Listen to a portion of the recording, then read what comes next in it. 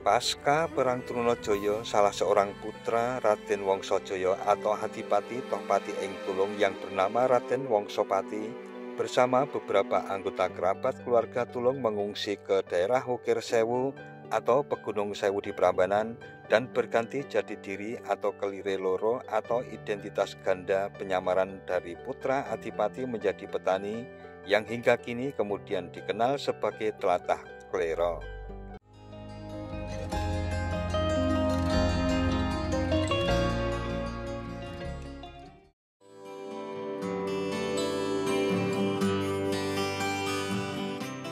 Assalamualaikum warahmatullahi wabarakatuh, Mitra DMTV.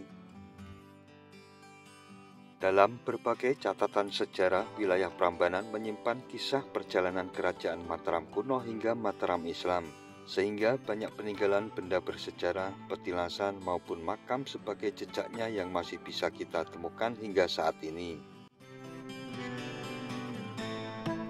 Salah satunya adalah makam Wongsopati yang berada di Dusun Klero, Desa Sumberharjo, Kecamatan Prambanan, Sleman, Daerah Istimewa Yogyakarta.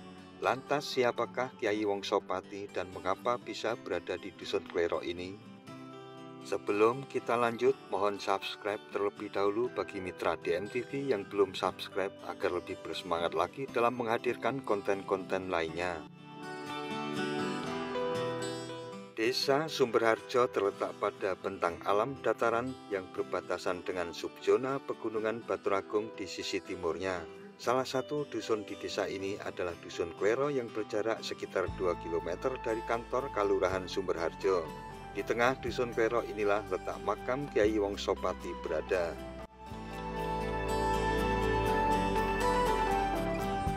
Dikutip dari laman sumberharjo.slemankap.go.id, makam Kyai Wongsopati terletak pada bagian tengah utara dari kompleks makam di Dusun Klero. Makam Kyai Wongsopati disandingkan dengan makam Kyai Wongsopati.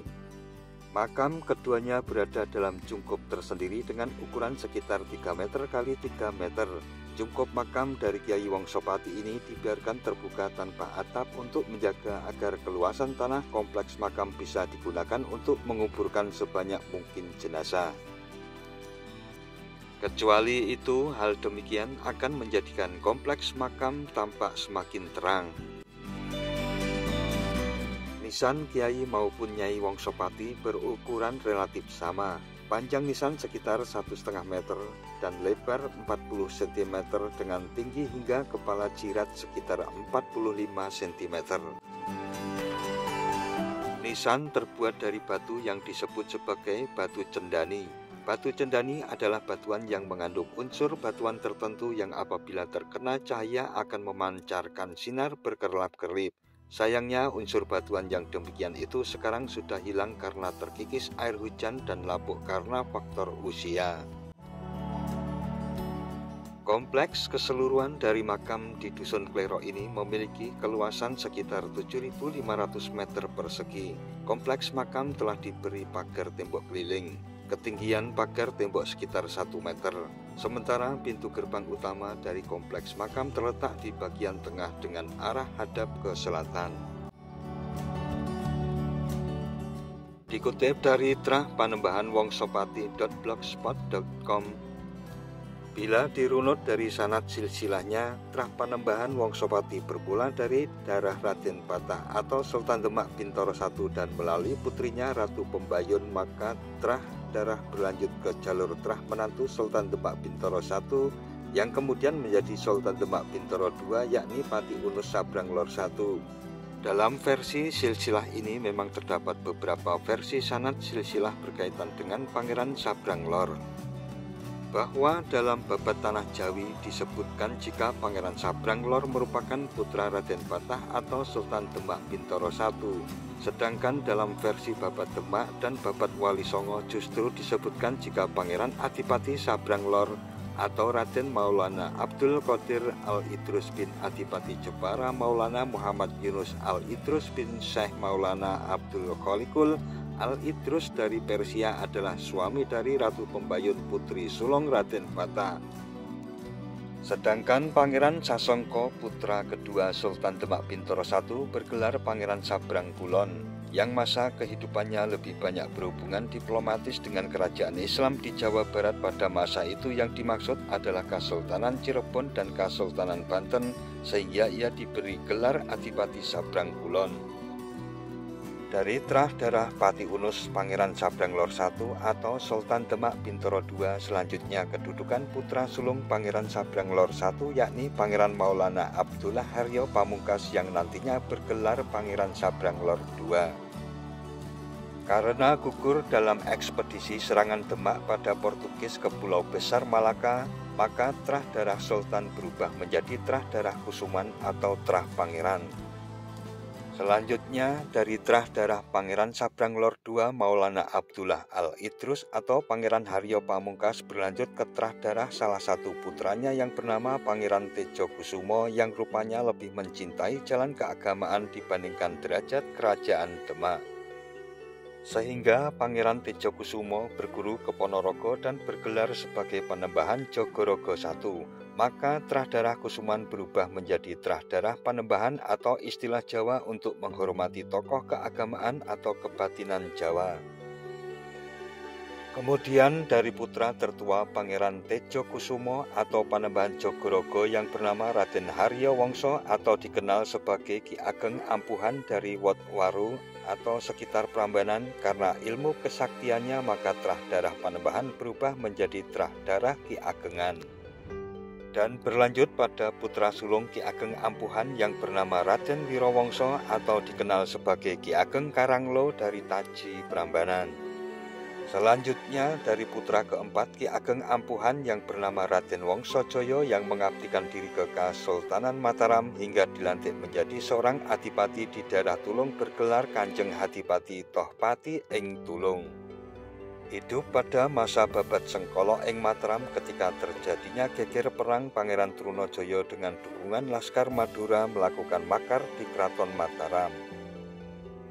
Pasca perang Trunojoyo, salah seorang putra Raden Wongsojoyo atau Hadipati Tohpati ing Tulung yang bernama Raden Wongsopati bersama beberapa anggota kerabat keluarga Tulung mengungsi ke daerah Wukir Sewu atau Pegunung Sewu di Prambanan dan berganti jati diri atau kelire loro atau identitas ganda penyamaran dari putra Adipati menjadi petani yang hingga kini kemudian dikenal sebagai Tlatah Klero.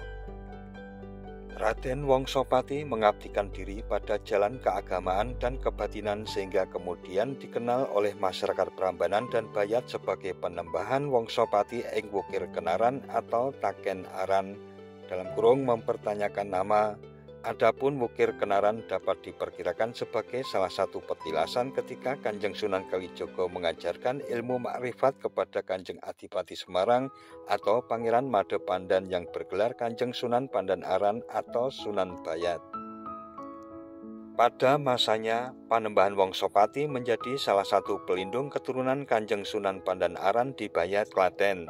Hal tersebut merupakan amanat agung dari Kanjeng Sunan Kalijogo di Kali Gajah Wong dekat Prambanan kepada Ki Ageng Karanglo atau Eyang Buyut Panembahan Wongsopati, Ki Gede Pemanahan, Ki Juru Mertani, Panembahan Senopati, dan Raden Kentol Kuning atau salah satu cucu Sunan Bayat I.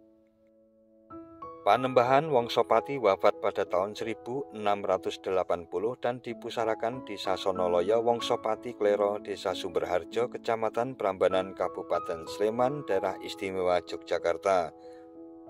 Maka demikianlah sekilas kisah sang cikal bakal atau pepunden Klero yang bergelar Kanjeng Panembahan Wongsopati. Selanjutnya, trah Panembahan Wongsopati diteruskan melalui trah darah putranya yang bernama Raden Sopati atau Tumenggong Reksopati yang mengabdikan diri ke Keraton Mataram dan diangkat sebagai Tumenggong Telik Sandi Mataram hingga wafatnya pada tahun 1709, dipusarakan di Sasonoloyo Panembahan Wongsopati yang berada di Klero. Trah darah Tumenggong Reksopati selanjutnya digantikan oleh trah darah putranya yang bernama Raden Suto Menggolo yang juga meneruskan jejak ayahandanya mengabdikan diri pada Keraton Mataram hingga berkedudukan sebagai Tumenggong Prajurit Sandi Yuda Mataram. Tumenggung Sutomenggala wafat pada tahun 1740 dan dipusarakan di Sasonoloyo Panembahan Wongsopati Klero. Generasi terah darah Panembahan Wongsopati yang muncul selanjutnya adalah terah darah para empu atau Ki Ageng, antara lain terah Empu Klero I Kyai Sutowirono wafat 1775, terah Empu Klero II Kyai Bongso Wirono wafat 1805, terah Empu Klero III Kyai Joyowirono wafat 1840, terah Empu Klero IV Raden Ronorejo ing Klero wafat 1885, terah Empu Klero V Kyai Karto Triyan Kenteng wafat 1943, terah Empu Klero VI Kyai Karto Sentono wafat akhir 1950-an, terah KRT Hasan Midaryo Kalasan atau RM Bagus Sanio 1921 hingga 2004. Dari terah Raden Mas Ronorejo di Klero, kemudian pada generasi selanjutnya berkedudukan di dua tempat, yakni di Klero dan di Kenteng. Jika direnung sekilas, maka kedudukan Brayat Trah Wongsopaten Klero sebagai kasepuhan dan Brayat Trah Wongsopaten Kenteng sebagai kanomannya. Dan seterusnya berlanjut hingga pada generasi terah Kyai Karto Triyan yang berkedudukan di Dusun Kenteng Kenaran, Desa Sumberharjo, Kecamatan Prambanan, Kabupaten Sleman, Yogyakarta. Nah, mitra DMTV, demikian tentang makam Kyai Wongsopati berikut dengan silsilah dan sejarah yang diambil dari laman trahpanembahanwongsopati.blogspot.com sebagai sumber utama narasi. Sekian dan wassalamualaikum warahmatullahi wabarakatuh.